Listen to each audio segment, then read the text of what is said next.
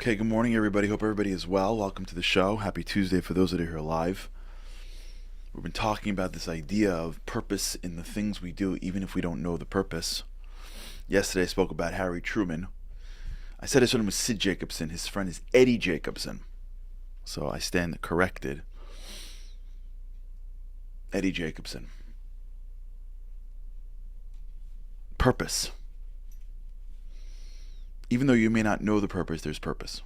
Now, if there's purpose to something, you want to make it right, which means you want to double down into it. And this is something we've been discussing a little bit here, but I want to sort of really get into this concept of microgreatness. Because I think if we just did this, it would really make a huge difference in our lives. If everything in this world, if everything that we do has purpose, right, and everything that we're engaged in needs to be taken at the level of purpose, then we have to choose things that are potentially purposeful. Right? There's two different ways that we're seeing this. Right? On the one hand, we've got the things that are given to us. You can't, you're sitting at that wedding, so to speak, and someone comes over to you and starts talking to you. That's given to you.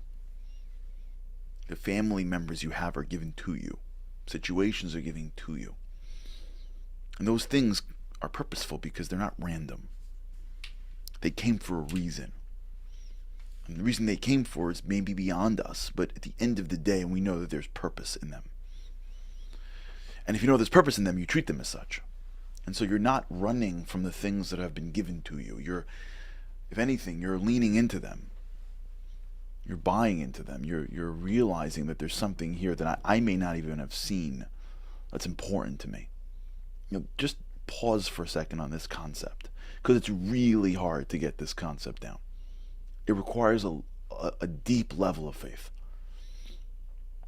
Now, if you're paying attention to your life and you're paying attention to the lives of other people, you see it. Right? You always see behind. You never see in front. That's how the system is designed. In fact, Moses himself asked for that and got rejected.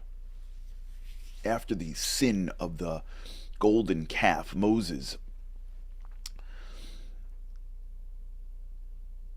on behalf of the Israelites, pleaded God for mercy and got it.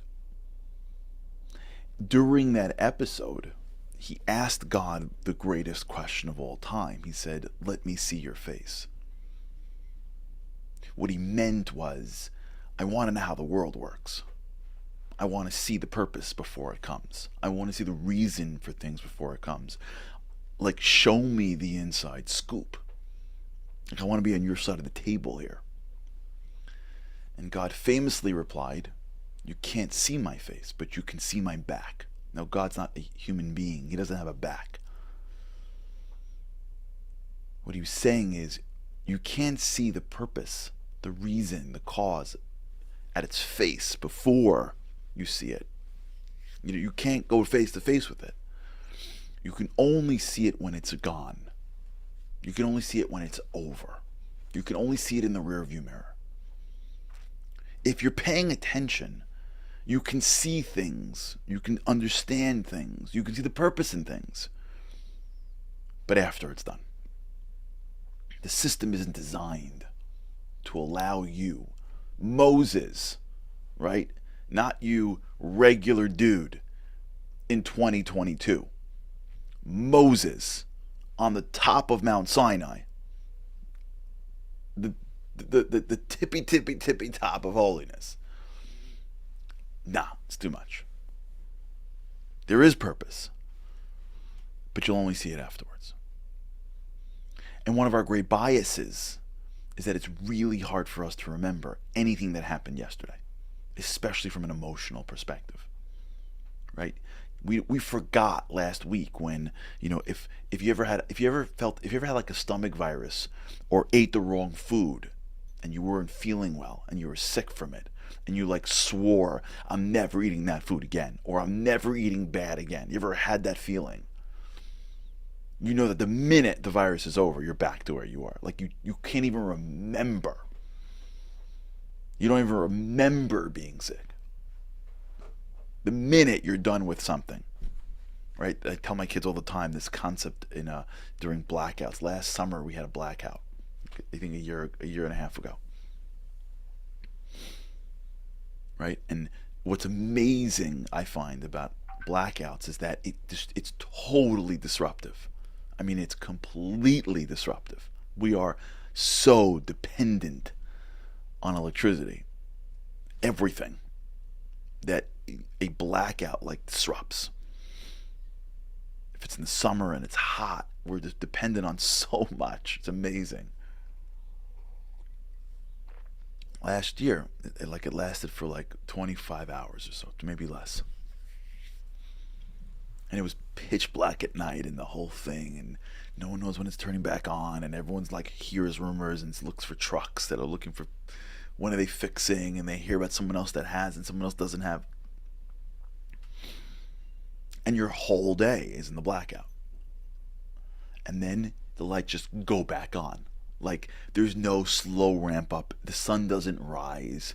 You know, you don't hear the generator starting to like ramp up. Just boom, everything is on. All the clocks start flashing and things start working again. And within 5 minutes, you're like, all right, it was fine. It wasn't that bad. 20 minutes earlier, you were like losing it. And now you're back on. You're like, you know, it was all right. I mean, like, okay, it was a little hard. It was totally fine. It was actually kind of nice. I like the time that where you can shut down from the world. It was actually really, really, it was a great time for us. It goes like this. We have no emotional recognition. And the reason is because our emotions we don't have memory really. Emotions are so overwhelming to us that we can't go back to another emotion. We just have to be in the emotion. When you're angry or upset, you can't go back to being calm. You're in the anger. And since our life is our life, we take it emotionally. And so when we're dealing with something in front of us, it's hard to remember that I've seen things like this before. Where even though I can't see the purpose in it now, I know that there is, and I've seen it. I've seen situations that have totally transformed later on, and I've seen why they benefit my life. I've seen stories of me complaining about something years ago and now happy that I did it. I've seen the game. I've seen, so to speak, the back of God, and how things happen for reasons and there's purpose. And in fact, if you're really paying attention, you can't explain it to somebody else, but you know it's not just coincidence. You can't. You probably could if you were a genius mathematician, just like write out the equation and show that the probabilities of it happening is probably lower than what is a normal rational life. Meaning, the probability of this thing working out is that the chances are so much lower of this thing working out that worked out than, eating food in a restaurant and it being poison. And yet we're willing to do that all the time. We'll take that chance, but the chance over here that this thing worked out the way it did, that must be coincidence. Like if you really can go probability to probability, and you know in your gut that some of the things that worked out, those chances are much lower than the normal things that you do every day, which you have no problem taking the chance on. You have no problem taking the chance on going here or going there or doing this or doing that and knowing that it's going to work out. As Noah Weinberg once said, the belief in God is not about possibility. Anything is possible. The belief in God is about rationality. It's possible, but is it rational? Our brains don't even know the extent of what's possible. We don't even know what's possible. No one would have said to you it's possible to talk to someone through video 20 years ago, right? You saw Back to the Future. Anyone see Back to the Future in the 80s? that was impossible. And we're like so beyond that. So we don't even know possibility. So when you think about things beyond ourselves, we don't even know possible. Is it rational for this thing to work out? For this thing to happen the way it happened? And if you're paying attention, if you're looking back enough, if you're thinking enough, you start connecting dots enough, you start realizing that the probabilities of this happening and this and that, putting these pieces together, no, this isn't random. Nothing's random.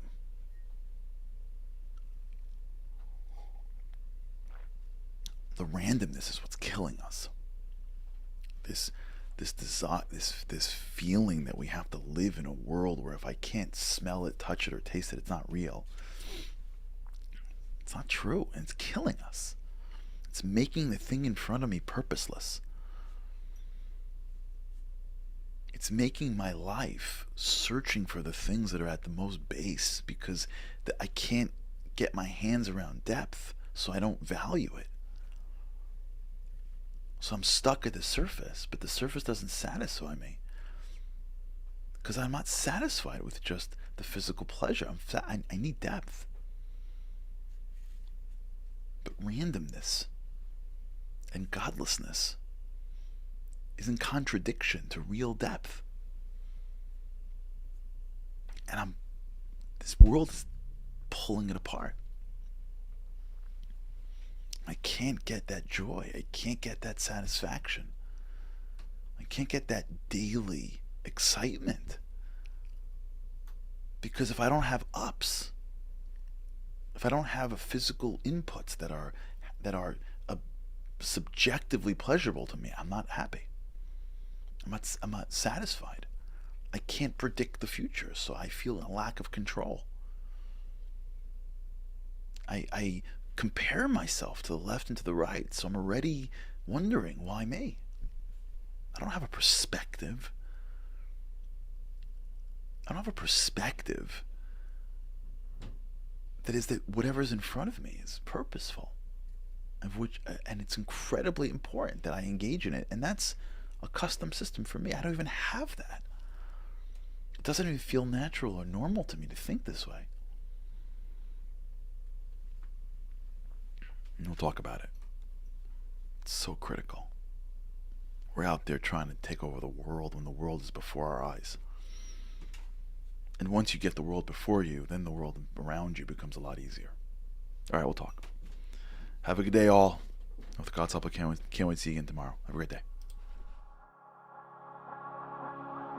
Living on a lifeline, the world doesn't ever seem to change. Looking for the sunshine, but you're caught up in the rain. It's like your eyes are wide open, but you cannot see. You're watching life pass you by like 1, 2, 3. Walking in destruction, the winds of life blur your vision. All the devastation forever feels like you're on the run. It's time. No one else can set you free. You're locked inside, and only you have got the key.